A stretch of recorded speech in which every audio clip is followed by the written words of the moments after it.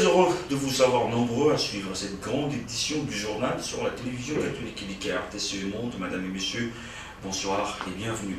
À l'église, le pape François a invité à l'occasion de la 10e journée internationale de sensibilisation au désarmement et à la prolifération qui sera célébrée le 5 mars 2024. Le souverain pontife a invité la communauté internationale de rappeler que le désarmement est avant tout un devoir moral et nécessite le courage de tous. Message lancé à l'issue de la prière de l'Angelus de ce dimanche 3 mars. Suivez ces commentaires de Guy Zawadi.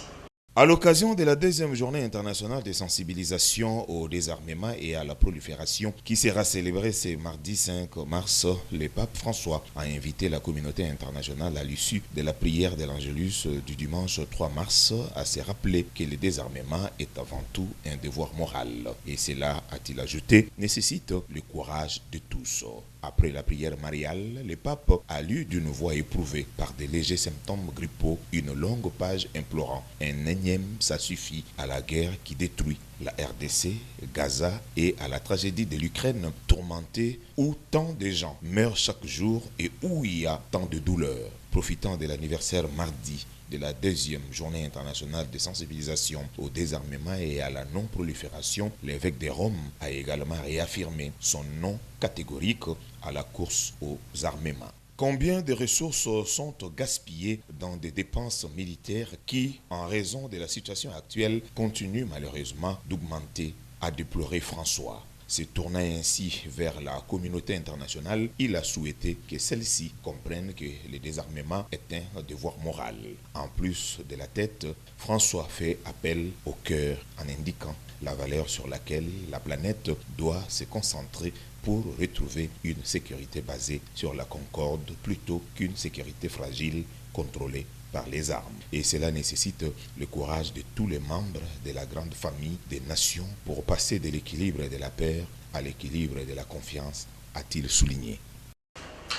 Toujours à l'église, Monseigneur José Moko Ekanga, évêque du diocèse du Diofa, a dit la messe d'action de grâce des 75 ans de vie sacerdotale de M. l'abbé Valère Bangabanga, prêtre du diocèse d'Idiofa, et d'avoir totalisé 100 ans d'âge. C'était à la paroisse Saint-Raphaël. Nous sommes dans la municipalité de Limité. Une fois de plus, Guy Zawadi. 75 ans de vie sacerdotale, de fidélité, de joie et de peine à la suite de Jésus-Christ, ainsi que la célébration du jubilé du centenaire d'âge de M. l'abbé Valère Bangabanga, prêtre du diocèse d'Idiofa dans le territoire de Kwilu, ordonné en 1949. C'est ainsi que Monseigneur José Moko, évêque d'Idiofa, a célébré cette Eucharistie et concélébrée par quelques prêtres, amis, confrères de l'abbé Valère Bangabanga. C'est ici l'occasion pour lui de rendre grâce au Seigneur. Nous sommes venus ici pour prier et rendre grâce à Dieu pour cet événement glorieux et étonnant opéré à l'intention de Bangabanga Adakos Louis Valère. Maintenant, je tiens à remercier son Excellence, Monseigneur José Moko, évêque du diocèse du Diofa. Pour le célébrant du jour, cette journée marque l'exploit d'un homme de foi qu'à l'abbé Valère Bangabanga. Donc, nous disons bravo à l'abbé Valère Bangabanga pour avoir donné toute sa vie à celui-là même qui le mérite, le seul, Jésus. Un exploit de la nature qui est d'arriver jusqu'à 100 ans.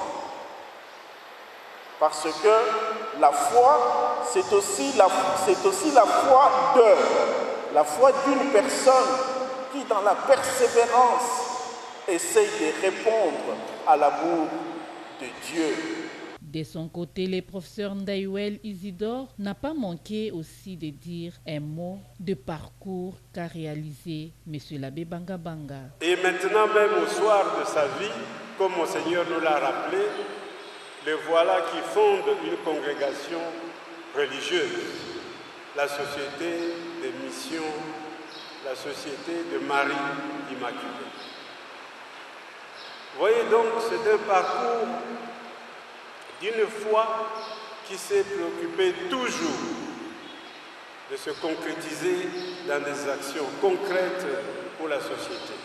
Pour mettre fin à cette Eucharistie, quelques cadeaux ont été remis au doyen abbé Valère Bangabanga. Et tous ces chrétiens qui sont venus à l'église pour célébrer cette manifestation l'ont souhaité un joyeux anniversaire et bonne continuité au service du Seigneur.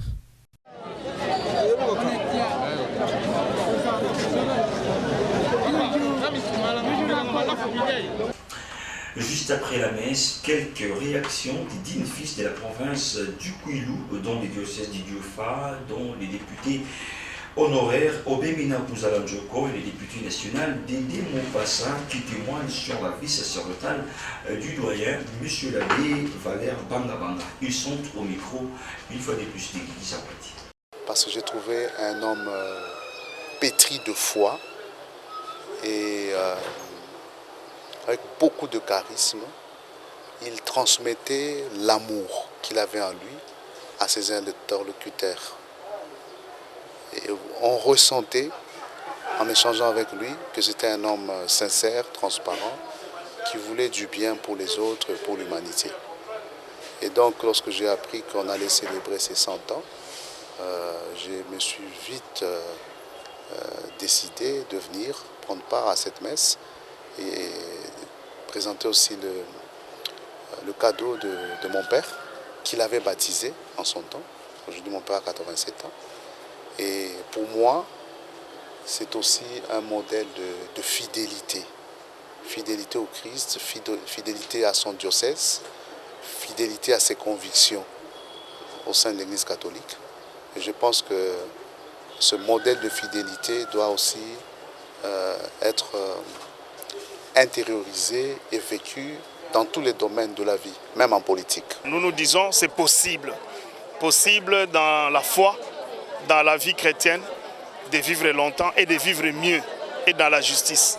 Je pense que c'est des leçons que nous tirons et que de l'expérience, nous-mêmes, on ne l'a pas côtoyé dans son œuvre.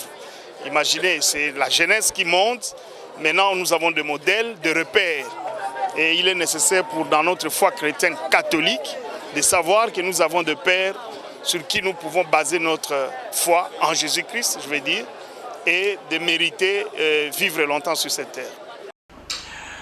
Dans un autre chapitre, situation sécuritaire dans la partie est de la République démocratique du Congo, des nouveaux combats sont signalés tout le matin de ce lundi 4 mars entre la coalition Forces armées de la République démocratique du Congo, Ouazalendo et les rebelles du M23 RDF sur plusieurs territoires du Nord Kivu.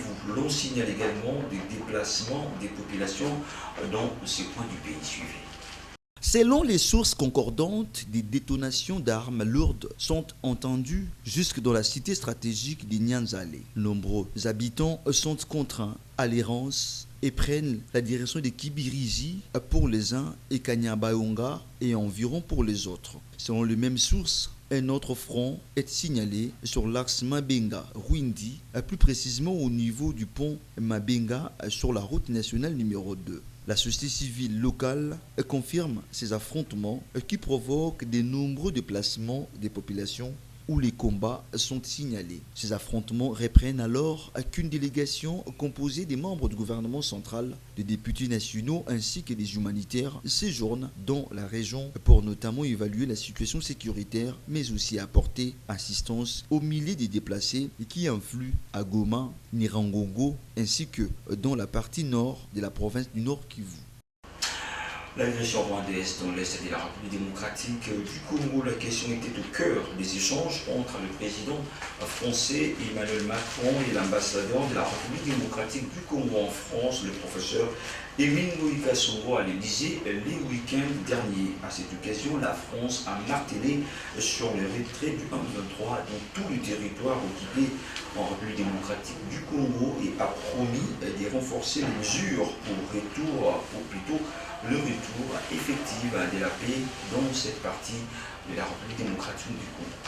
En poste à Paris depuis plusieurs mois, l'ambassadeur de la République démocratique du Congo en France, le professeur Émile Ngoïka Songo, a été reçu à l'Élysée par le président français Emmanuel Macron pour présenter ses lettres de créance.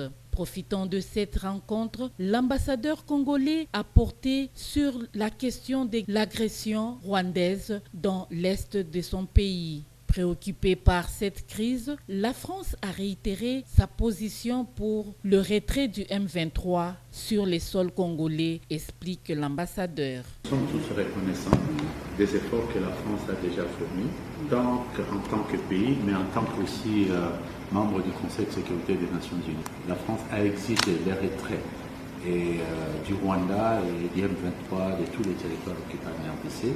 La France suit le processus de Rwanda, et même le président l'a rappelé encore aujourd'hui.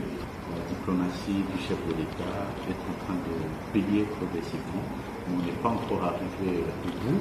Il faut que cela arrive au bout pour que notre pays retrouve son intégrité territoriale, sa souveraineté nationale, et que la marche vers le développement soit enclenchée. Parce que, croyez-moi, madame, aucun pays ne s'est développé dans des conditions d'insécurité et d'instabilité. La diplomatie congolaise s'active désormais pour dénoncer haut et fort cette guerre d'agression rwandaise pour les pillages de ressources de la République démocratique du Congo. Par ailleurs, la France et la République démocratique du Congo se sont engagés à renforcer leurs liens d'amitié et de coopération.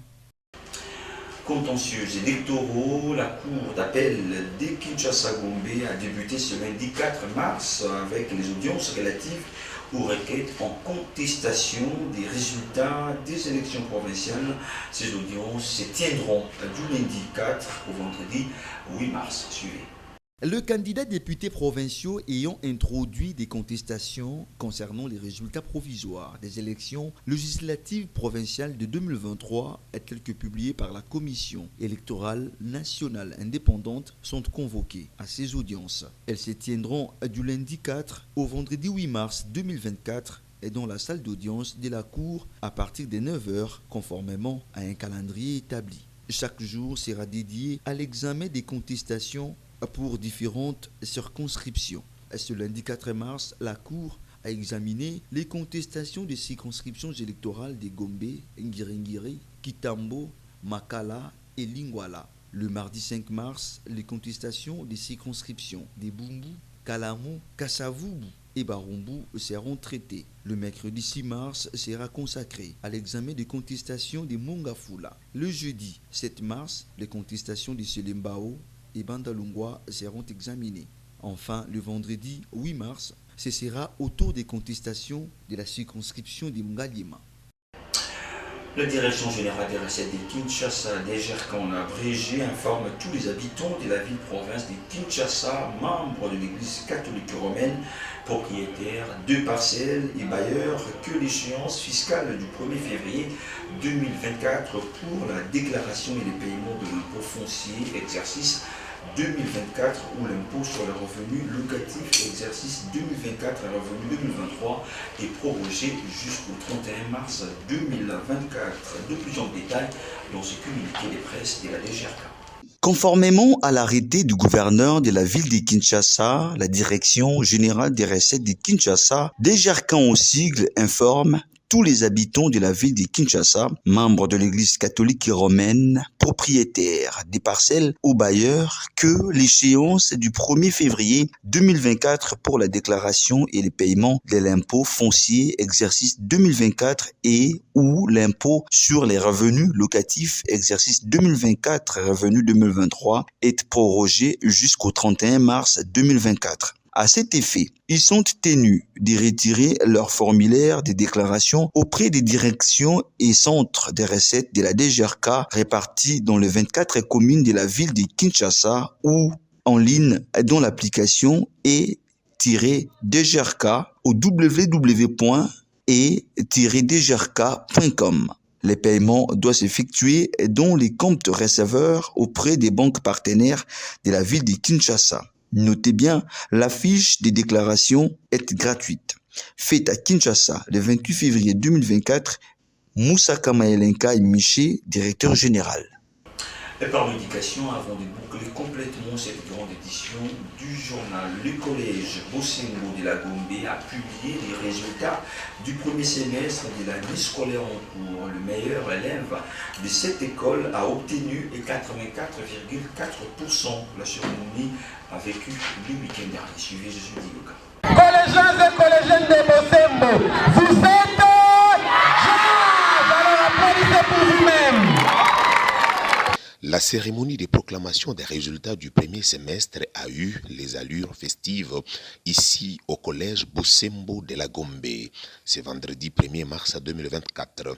Cet établissement scolaire privé catholique a organisé les choses de cette manière pour encourager les meilleurs élèves.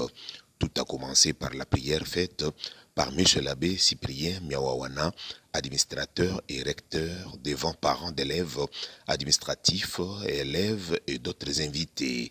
A signaler que l'organisation a procédé d'abord à la remise des trophées et médailles aux vainqueurs de compétitions sportives et scientifiques organisées par l'école.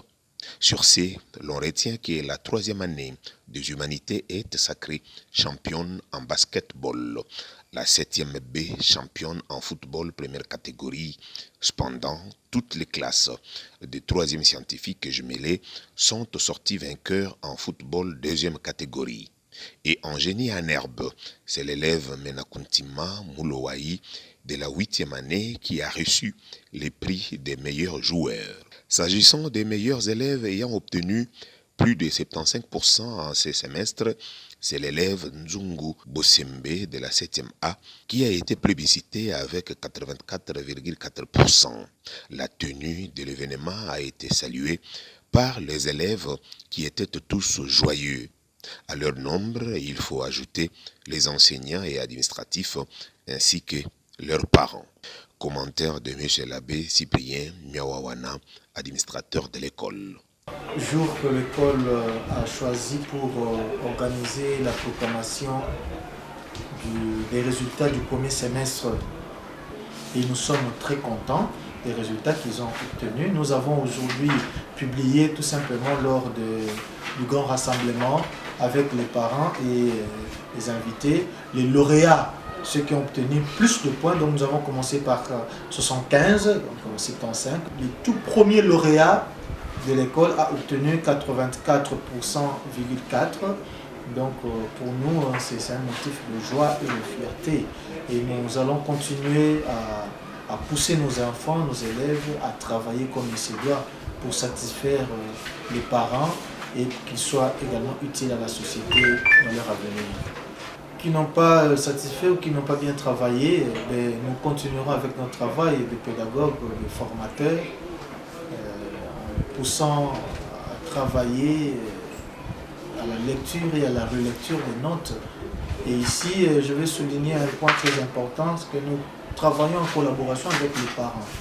Nous ne voudrions pas que l'école seule prenne en charge ces élèves-là. Oui, quand ils sont ici, ils sont sous notre responsabilité, mais nous entrons toujours en contact avec les parents pour que les parents nous aident aussi au niveau de leur maison respective. Après toute la cérémonie, les parents étaient invités dans des salles de classe justement pour la signature de bulletins après vérification des points auprès des titulaires. Et tout s'est déroulé dans la sérénité totale. Par ici, mettons un terme à cette grande édition du journal réalisée par l'ensemble de la rédaction sous la réalisation du parfait Mayala. Madame et messieurs, merci à vous de l'avoir suivi. Portez-vous bien un bon début de semaine à tous et à toutes dans la paix du Seigneur.